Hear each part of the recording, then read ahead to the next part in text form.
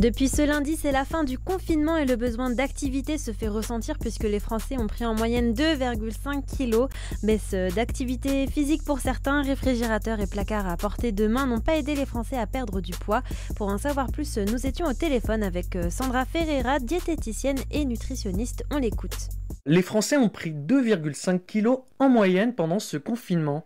Est-ce inquiétant selon vous ?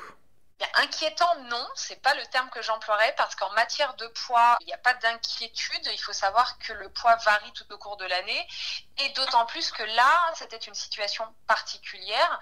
On sait pertinemment que ce poids qui est arrivé là va repartir lorsqu'on va reprendre une vie normale, donc dès aujourd'hui avec le déconfinement. Donc il n'y a pas d'inquiétude, à mon sens. Quelles sont les raisons pour lesquelles les gens ont pris du poids ? Alors, il y a plusieurs raisons. On était confinés, donc beaucoup plus souvent à la maison. Et du coup, de manière générale, on était moins actifs. Ça, c'est la première raison. On avait moins d'activité, donc moins de dépenses physiques. Donc, risque de prise de poids. Bon, sauf certaines personnes qui ont profité du confinement pour faire plus de sport. Mais globalement, c'était un des problèmes.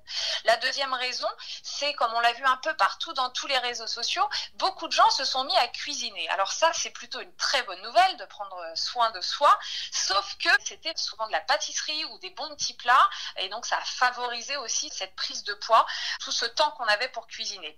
La troisième raison, c'est que comme on est confiné chez nous, on a une accessibilité à la nourriture qui est beaucoup plus simple. On avait juste à ouvrir la porte du frigo ou d'un placard pour aller manger. Et donc ça favorise la prise de poids. Et puis l'une des dernières raisons, qui est quand même la raison la plus importante à mon sens quand même, c'est que le confinement, c'est un moment de stress parce que la vie a changé et donc ça a favorisé les grignotages. Parce que grignoter, c'est aussi se faire du bien pour se soulager et donc ça a favorisé également la prise de poids. Le stress, c'est un mot très global qui permet aussi d'inclure dedans l'ennui. Plus de temps pour se poser des questions et d'avoir envie de se réconforter dans la nourriture. Que faire pour limiter les troubles du comportement alimentaire ?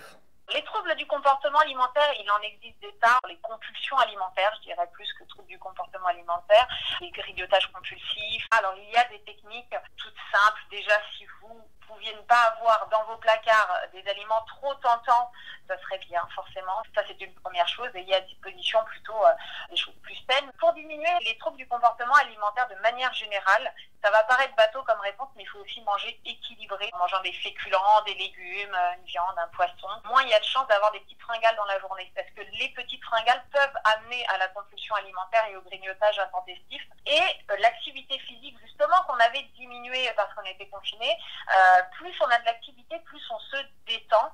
Ça nous donne moins envie d'aller grignoter.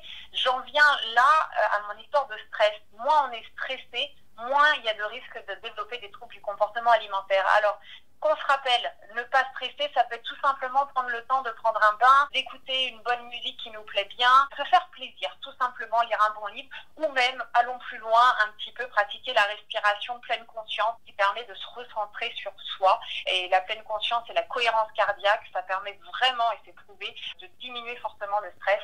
Et si vous vous sentez concerné, vous pouvez suivre les conseils de Sandra Ferreira en vous abonnant sur sa page Facebook ou sur son compte YouTube.